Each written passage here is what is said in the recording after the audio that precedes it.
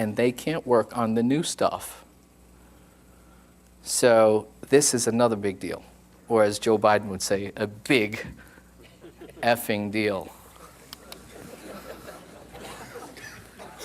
Okay, larger teams. This is now BMC's projects, the 2 red dots. Not only larger teams, they're way above the industry average center line from the QSM Slim database, but they're also on the right side of the graph, almost 1 million lines of code. So when Barry Beam would say you got to do agile on simple little things like pond bridges, not multi-suspension span bridges. Both Follett and BMC, my poster children for Scrum and XP, are all on the right side because they're building large-scale releases.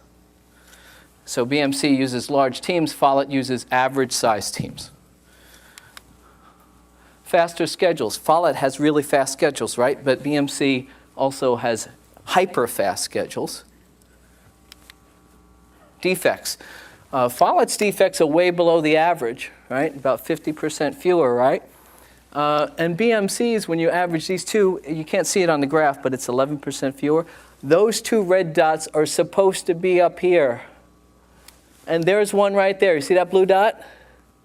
That's another team that tried to do a large release, but was not employing the process that BMC was using. And when I presented them, you got a couple thousand defects in your code. They said, oh no, those aren't defects. They're enhancements.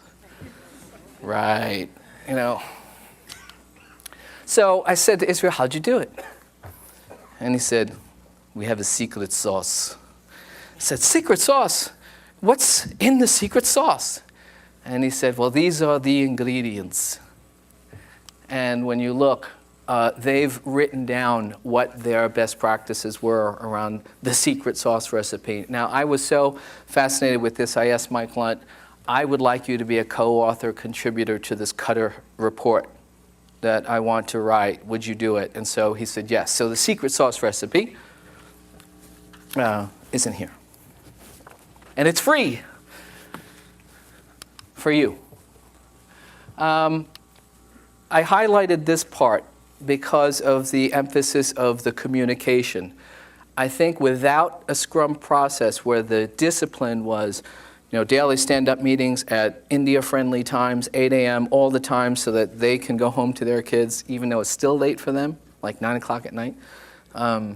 At least we have it on a regular basis and have that communication. They also insisted on face-to-face release planning meetings. So it wasn't always just split teams. They actually insisted on flying people there and getting them together.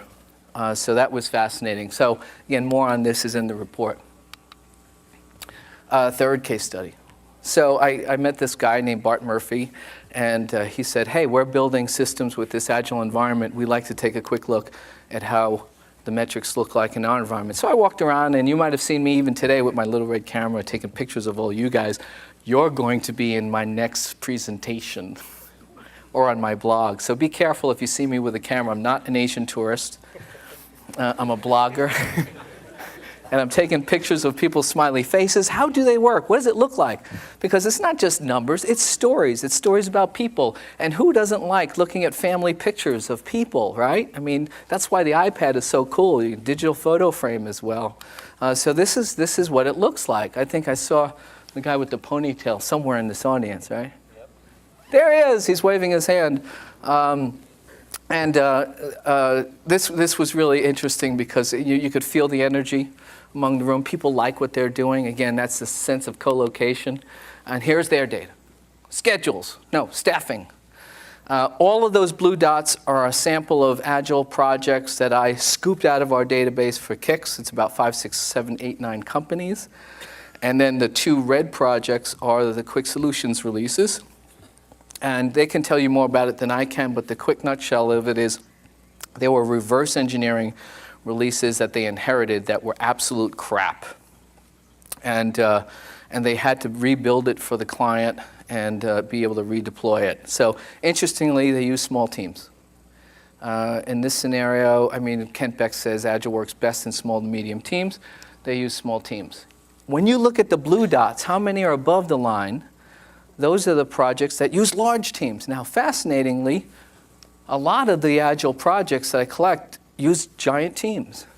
And when you ask people why, they say it's because it's time to market. All right. This is schedules.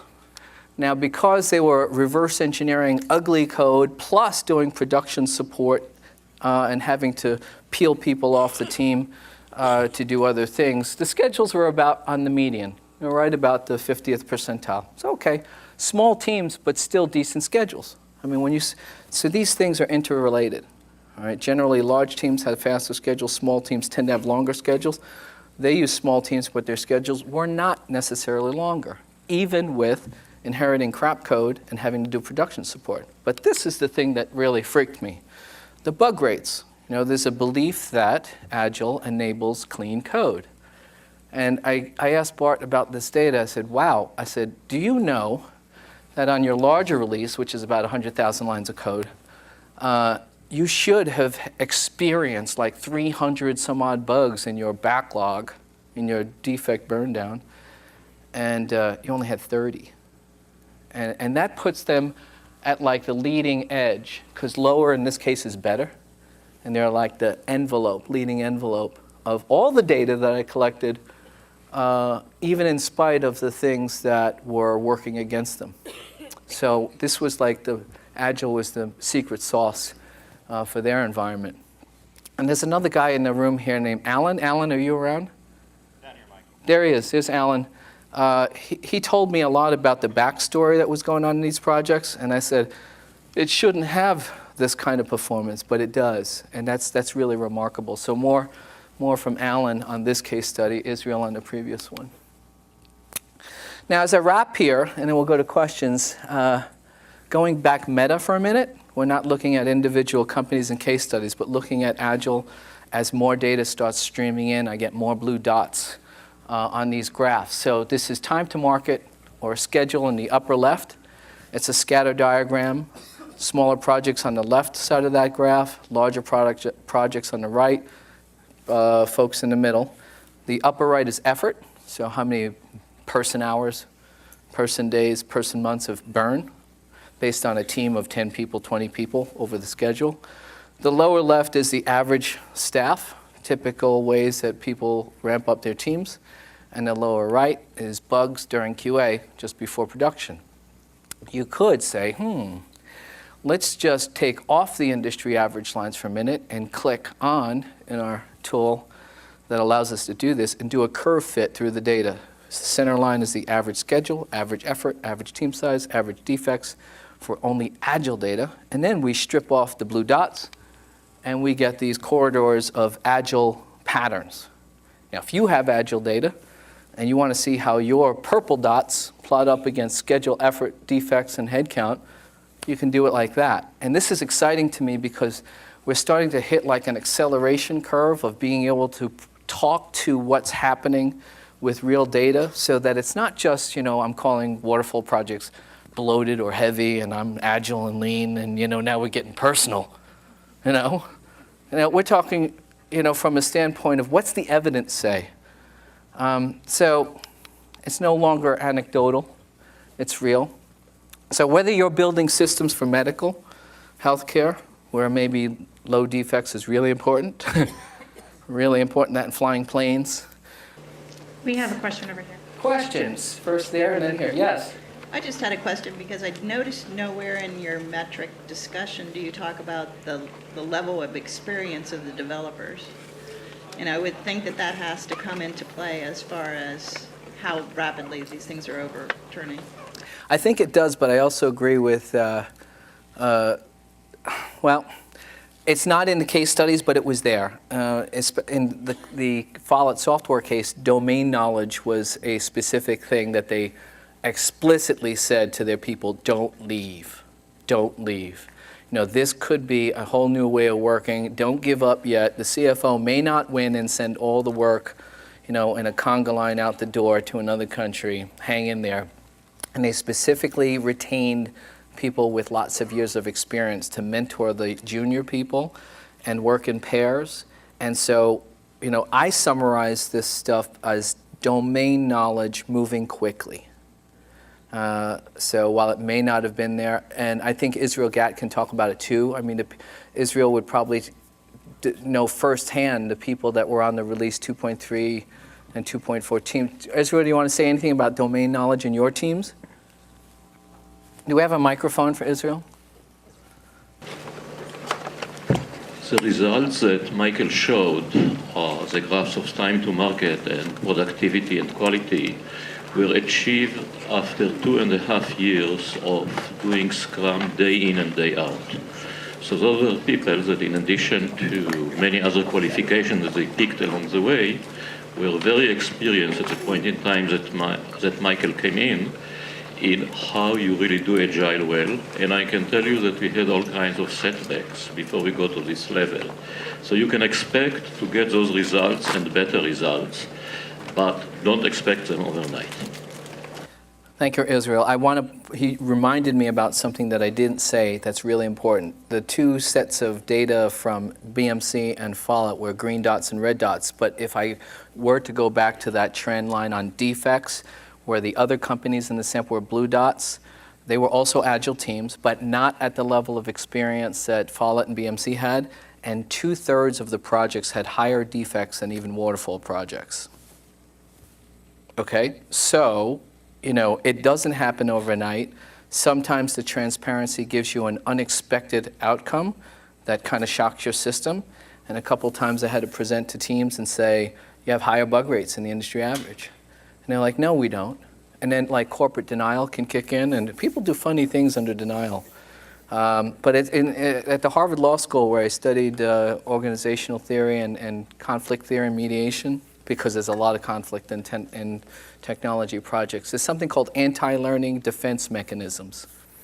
There's a book called Organizational Learning by a couple of professors, and they talk about these things that kick in when transparency shows you something that you can't really quite accept yet, because it forces you to confront the idea of change. And I'll be writing a lot more about this in an upcoming book, but it also kicks in identity issues for teams. And when you get somebody who's hitting identity issues, like, oh my God, are you saying I'm not competent? The defense mechanisms kick in, anti-learning mechanisms start to create cover-ups of data. So it's a little tricky sometimes, but this is where the art of being an analyst with data becomes to come into play to deal with the human interaction stuff. And it could be because people simply don't have experience yet. That's not saying that they're bad people. And so, the transparency actually highlights things with a spotlight that tell you what to do. And that's where the gift is, Yes, next question here. Can we have a microphone?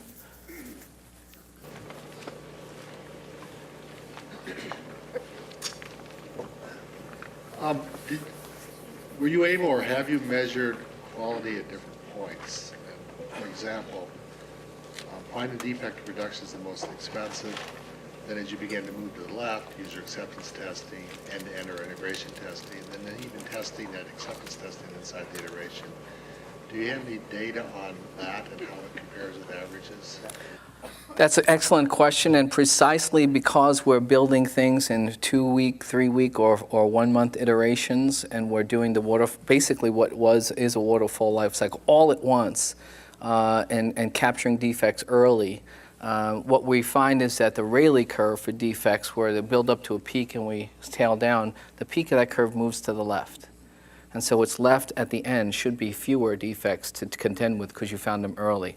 Because people have written books on studies that say that the cost of finding a defect in production is 10 times the cost of finding a defect at unit test or unit integration. So the earlier you find them, the better. So anecdotally, you'll hear a lot of teams doing Agile say, we're releasing with 0 defects into production. The ratio that you're seeing in this integration test cycle is about half. I was just wondering if you were actually seeing defects around 0 that go to production. In production, yes. Interestingly, if not 0, then maybe 1 or 2. So, I mean, that's even probably a better, is that not a better measure of quality? Oh, yeah, it's huge. I mean, so the question was, isn't that a better measure of quality? Yeah, and the reason why you're able to get to that is because you're not dealing with the floodgates of bugs at the last couple of laps, because you found them earlier. That's the goal. And experienced teams with domain knowledge don't have to build it wrong the first time and then do it over and do it over and do it over, because every time you fix a bug, you can create a bug.